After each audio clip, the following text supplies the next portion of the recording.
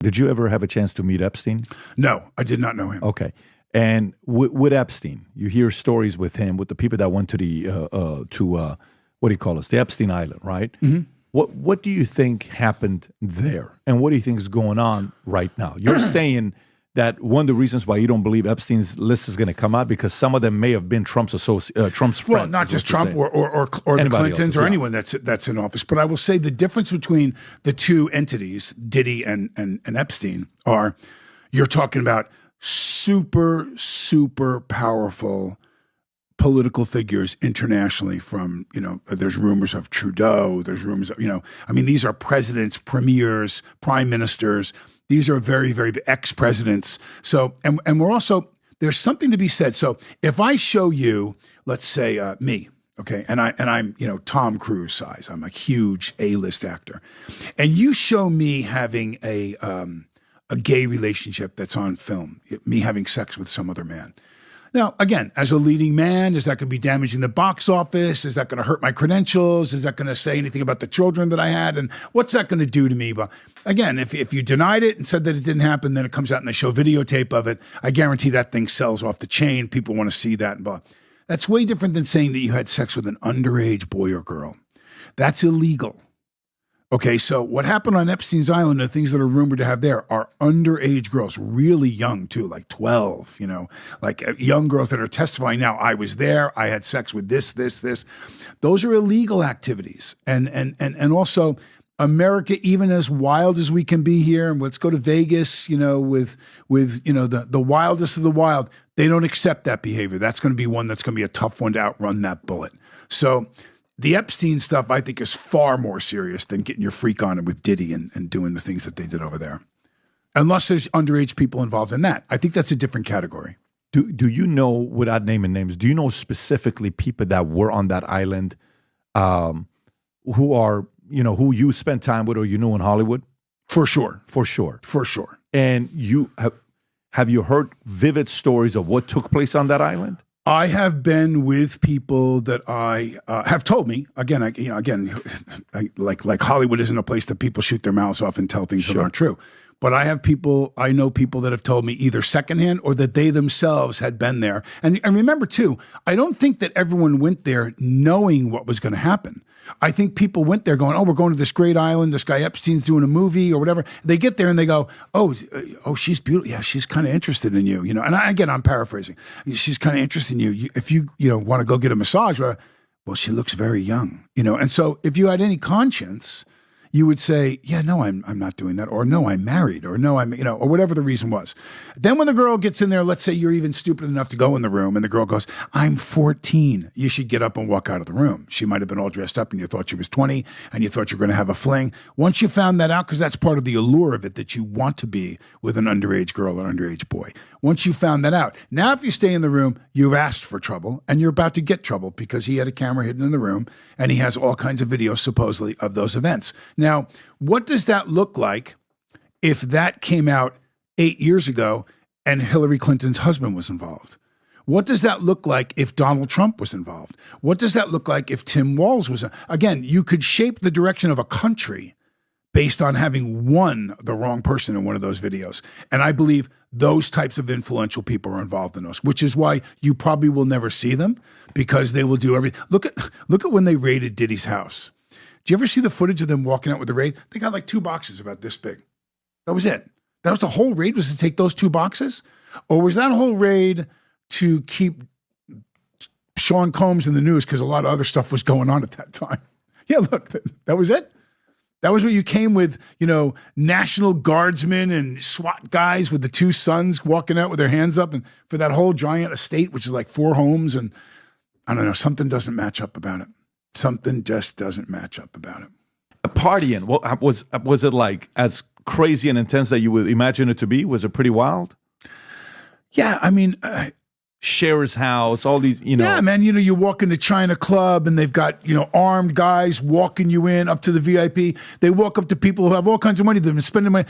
Move, and they move them off the table, and you're just sitting there like this, smiling at the guy, at his wife, at his girlfriend, going, you can stay. You got to go. It was surreal. So who was the wildest guy you met? Where you're like, damn, I was just invited to this person's party. Who was?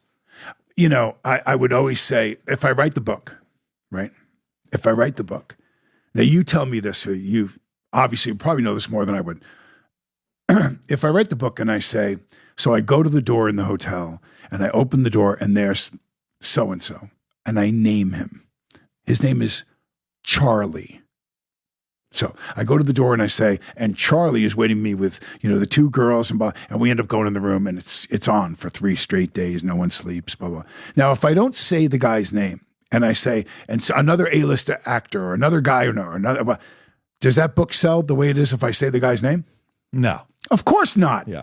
So if I write my story, the names, this is kind of like, you know, not Epstein kind of stuff or P. Diddy, but the wild, you know, 2 girls and 3 guys and the stuff that I saw, you know, when I'd be at someone's house, there wasn't anything illegal besides maybe some of the paraphernalia that was being used drug-wise, but yeah, I saw some wild stuff like that. And I was pretty naive to it because, you know, do you want to be with Angela and so-and-so? And I go, no, why would I want to be more than one? I only have 2 hands, you know? And so I never did any of that. I never, you know, did that kind of, you know, kind of freaky or wild stuff, you know, but I definitely, you know, put myself in situations that were high risk because of, you know, look at Charlie now. You know, Charlie Sheen, you know, Charlie's, you know, has AIDS and I think he's doing well, but, you know, I definitely hung around with that crew, you know, a lot of those guys in the late 80s and early 90s and, you know, a lot of big NBA basketball players that I went to parties at their homes and, you know, where it was on, you know, it was wild. I remember one time Magic told a story. Have you seen that Magic interview where he says, so what was it like? He says, yeah, I mean, 10, 12, 14 girls at a time. Yeah. Have you seen that interview? I haven't seen that interview, but I've been to parties where you went into the hot tub and they just all had their clothes off and you could, it was Babylonian, I called it.